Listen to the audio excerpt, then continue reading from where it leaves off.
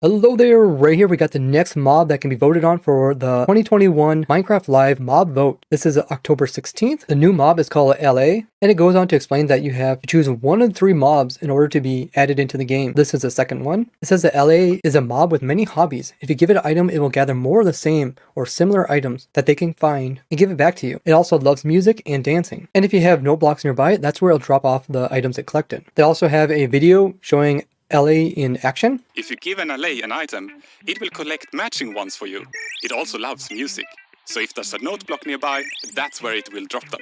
Now this mob is quite fascinating compared to the glare mob. We can see the mob kind of flies around like a Vex. It's really small, so it should be able to get into pretty much any area. And if you give it an item, then it goes out and finds similar items and drops them off near note blocks. Now the question is, does the player actually have to like right click on it to give it that item? Or can you automate the process by having a dropper give it the item? And when it drops the items that it has collected, do those items accidentally get back into its own inventory? And the usefulness of this mob is probably determined on how big its inventory is as well. Some uses for this mob could be as you're like strip mining. There's often a lot of blocks on the ground and you don't always have time to pick them all up. So the mob could go around and pick up all those stone blocks or ores and automatically drop them off at your storage system that could automatically filter them and store them. And it seems that it's limited to collecting items and not blocks. So it has to be things that are already on the ground. Other uses would be like if you chop down a bunch of trees and all the saplings and apples could then be collected by this little critter and brought back to a storage system. So I see it being useful like early game or mid game, because even early game you could like break a whole bunch of kelp and maybe it could go into water and pick up all the items. You could try to implement this into farms where it goes and after the farm produces a bunch of items and it comes in and collects those items. But typically using AI of a mob is laggier than using just like water streams to collect all the items. And he's probably not really fast or able to pick up a lot of items. So it would have to be a fairly small farm for him to work. But I'm thinking it would make farms more simpler depending on how hard it is to get this character and how easy it is to transport him about. It's just so much easier to carry around like hoppers or water with you than it is to try to somehow get this character into a farm and have him work there. Now he is attracted to note blocks, which are pretty cheap to craft, just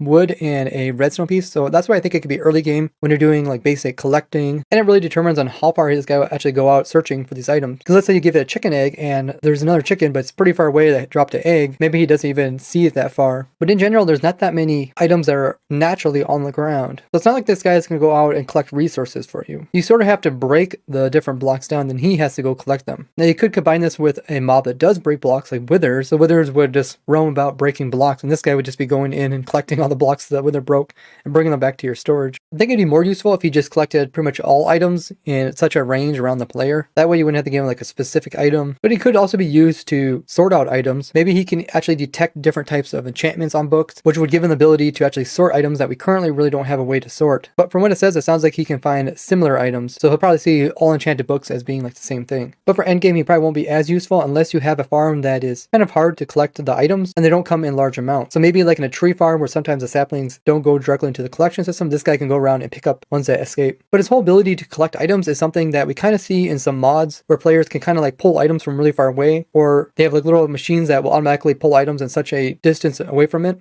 So this is like more of a Minecrafty way of doing this, and I really think that this is a feature that's kind of needed in the game to kind of have players be able to pull items from further away.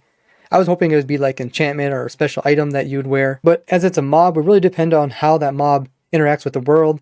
Does he get like stuck behind stuff? Does his pathfinding have trouble in water? Those sort of things are going to determine how useful this mob is. Let me know in the comments what other uses you think this mob could have. But so far this mob looks like it's going to be the one I'm going to vote on, just due to the wide variety of uses it has in the game. Definitely a big improvement compared to the glare. Where you could find this mob is probably something like a water fairy, as it is blue, so maybe you can find this around like rivers or even in the lush caves. And the glare creature is also kind of like a dark creature, so you could probably find him also in the new caves. We still got one more mob that they're going to announce, so make sure you guys are subscribed as well as have that bell notification turned on, because it will be going over the next mob as well. And if you'd like to learn about all the cool things that we currently know will come out in the future of Minecraft, check out this video here. And if you'd like to see weird things that I came across during my testing streams, check out these videos over here. I would like to thank all you guys for watching, and I'll see you guys next time. Bye bye.